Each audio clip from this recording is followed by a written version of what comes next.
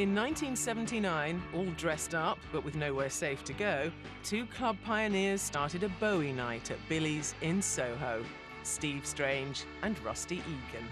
They were the gruesome twosome of the time, you know, the hinge and bracket of neuromanticism. A lot of people think of Rusty as kind of Steve's foil. He was the guy that organised the clubs and probably got up early and did things. Steve was the sort of, you know, swanning around genius.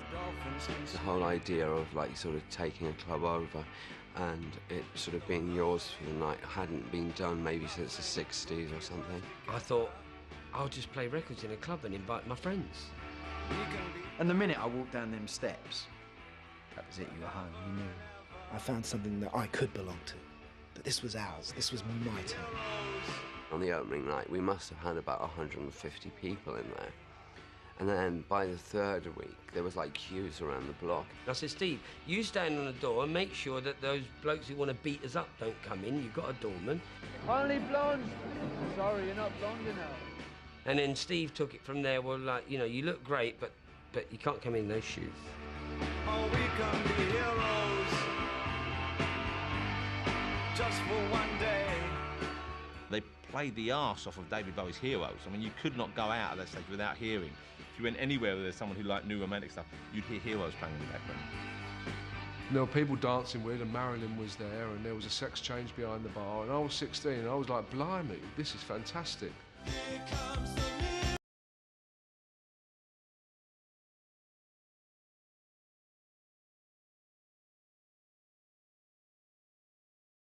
Phase where it was very much like priest robes. My nun's outfit was pretty happening.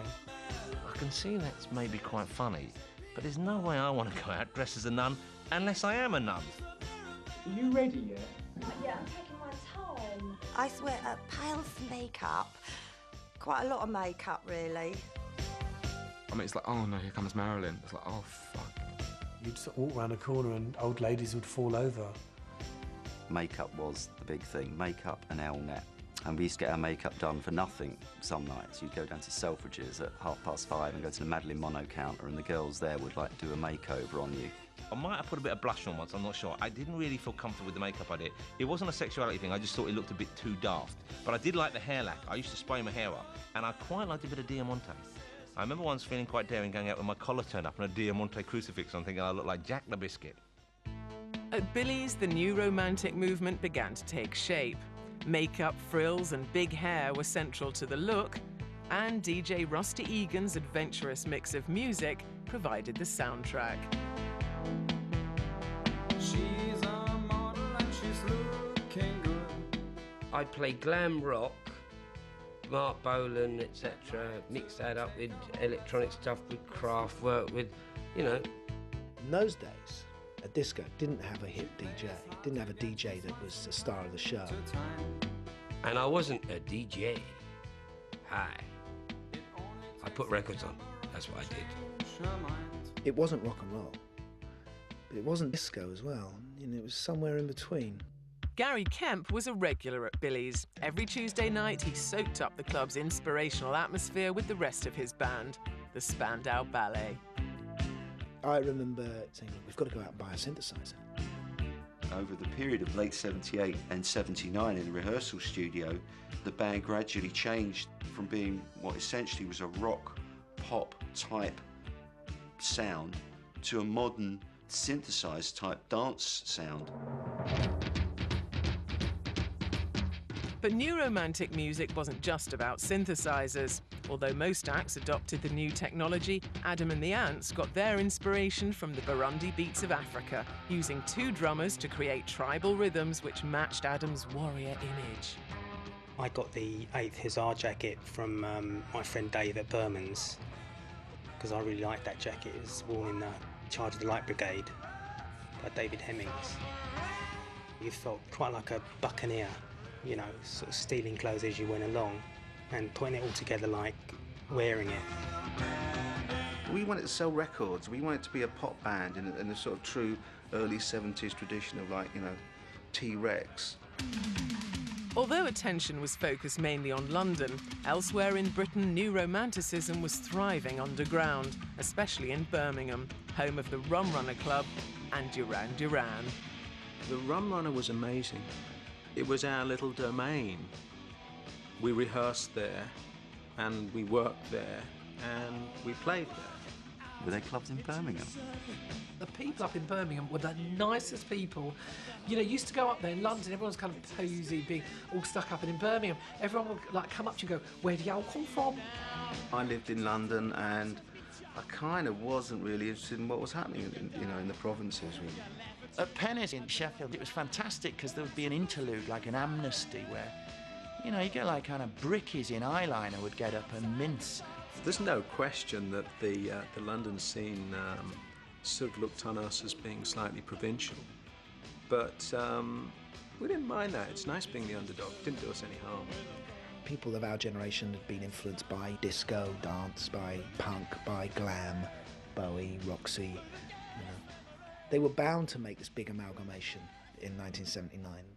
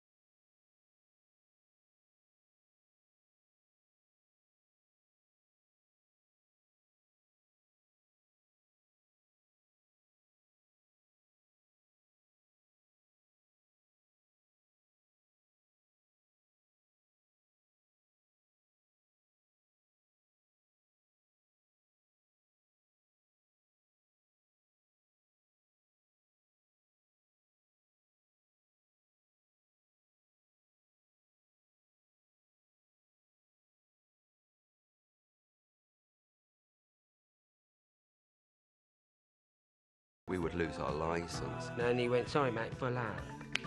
And they were like, "Well, you know, it's Mick Jagger." I said, "I'm full out who? He don't look like Mick Jagger." You know, of course, Mick Jagger went out in a pair of jeans and an old jacket, you know. I was actually quite angry about that because I thought, well, Mick Jagger's done a lot more than you have, so why are you turning him away? It'd be a queue of people desperate to get in, but you'd swan, and believe me, we could swan. You'd swan to the front, you'd pull rank, you'd go in, you'd kiss Steve on the cheek. I remember Steve Strange at the door and just thinking, he's looking at me and he's thinking maybe I'm not up to it, and then getting through the door and thinking, yes! I just can't get enough. I just can't get enough. Steve Strange employed me, rather foolishly, to work in the cloakroom. George would be there taking your coat and calling you every name under the sun, because he was always the most bitter and twisted of the lot. And Marilyn was his kind of sidekick. There'd be you know, when you walk through the door and it's like, I haven't made a hit record or anything, and I just walk in and be that thing that I was doing. The women's toilets would be full of men hogging the mirror. There'd be someone done up like Gandhi in one corner, and someone else as a 1920s film director, and a third person as a Pierrot or whatever. Do you remember Agatha Speed? It's such an old song. David Bowie came to the Blitz to select people for his Ashes to Ashes video. Steve Strange, you know, obviously was the king of the Blitz, so he got to sit on Bowie's table.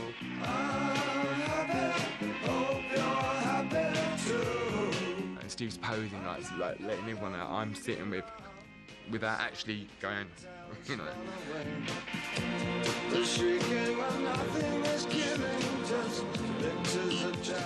When he asked me, you know, would I do that, I was like, how he's asking me to do this video, and it was just like amazing. I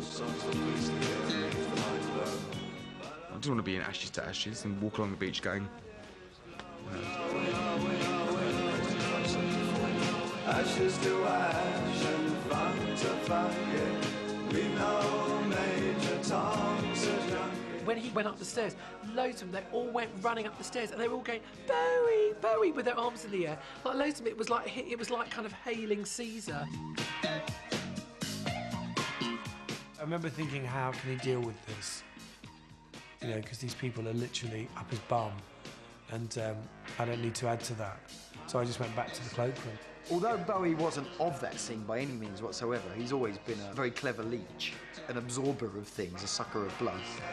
To get things done, you better not mess with Major Tom. I remember when I saw it on Top of the Pops, like Steve Strange and Judith Franklin, I just thought, oh, you know, it annoyed the hell out of me. The fact is, they received £50 for being in the video for a day's work, which was an absolute fortune then. Once the New Romantic thing started, everybody wanted to be famous. So everybody was forming bands and trying to get these kind of records out. Inspired by David Bowie's patronage, Steve and Rusty craved pop fame of their own. They formed Visage, a studio group of assorted musicians including Midge Ure and Billy Currie from Ultravox. And in late 1980, Visage put the New Romantics in the top 10 with Fade to Grey. Billy came with the bass line, straightforward beat that he programmed.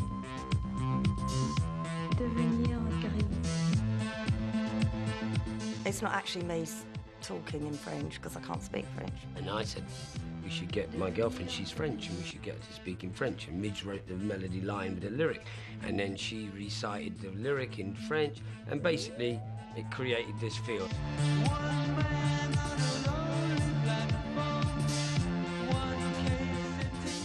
Everything was done in 24 hours, literally. All that makeup, where my body's sprayed silver, where my body's painted black. I've been in a bath and scrubbed with a Brillo pad.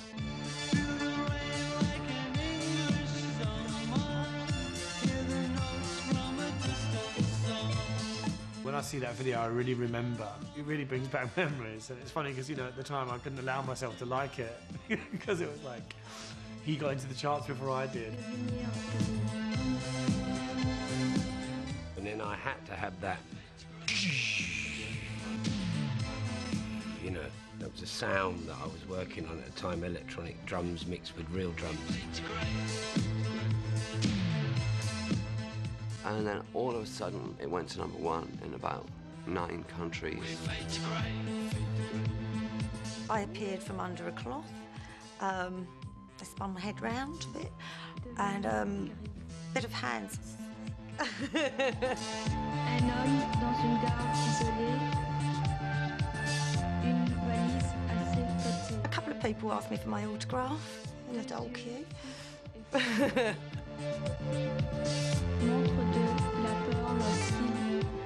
I can look back at it now and I think, you know, actually it wasn't a great record, but it was of the moment. But it wasn't only the musicians who were making names for themselves. Influential